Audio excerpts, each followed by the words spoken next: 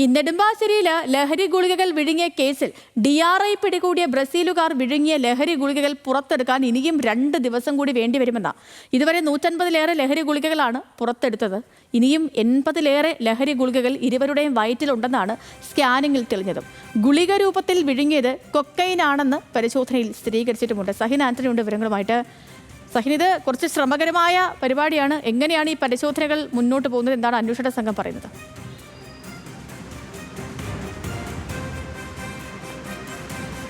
സേതു, 2 ദിവസം മുൻപാണ് ബ്രസീലിയൻ ദമ്പതികളായ ലൂക്കോസ് ബ്രൂണ എന്നിവർ നെടുമ്പാശ്ശേരി വിമാനത്താവളത്തിൽ പിടിയിലാകുന്നത്. ഇവർ ദുബായിൽ നിന്നും കൊച്ചിയിലേക്ക് എത്തുന്നതിനിടയിലാണ് ഇവർ ലഹരിമരുന്ന് കൊണ്ടുവരുന്നതായി DRIക്ക് വിവരം ലഭിച്ചതും പിന്നീട് ഇവരെ പരിശോധിക്കുന്നതുമെല്ലാം. പരിശോധനയിൽ ഇവരുടെ വയറ്റിൽ ലഹരി ഗുളികകൾ ഉള്ളതായി DRIക്ക് കണ്ടെത്താൻ കഴിഞ്ഞു.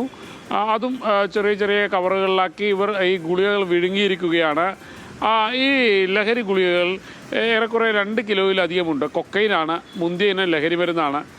ഇതിനോടകം തന്നെ 150 ലഹരി ഗുളികകൾ പുറത്തെടുത്തിട്ടുണ്ട്. ഇനിയും 80ഓളം ലഹരി ഗുളികകൾ ഇരുവരുടെയും വയറ്റിലുണ്ട് എന്നുള്ളതാണ് DRIയുടെ വിലയിരുത്തൽ. കഴിഞ്ഞ ദിവസം പരിശോധന നടത്തിയിരുന്നു. ആ പരിശോധനയിലാണ് 80-ലധികം ഗുളികകൾ ഇനിയും ഉണ്ടെന്ന് മനസ്സിലാക്കാൻ കഴിഞ്ഞത്. അതുകൊണ്ട് തന്നെ 2 ദിവസം കാത്തിരിക്കേണ്ടതായി വരും. നെടുമ്പാശ്ശേരി ലഹരി ഗുളികകൾ വിഴുങ്ങിയ കേസിലാണ് DRI പിടികൂടിയ ബ്രസീലുകാർ വിഴുങ്ങിയ ലഹരി ഗുളികകൾ ഇനിയും പുറത്തെടുക്കാൻ 2 ദിവസം കൂടി വേണ്ടി വരുമെന്നുള്ള അന്വേഷണ സംഘത്തിന് വിവരങ്ങൾ വരുന്നത്.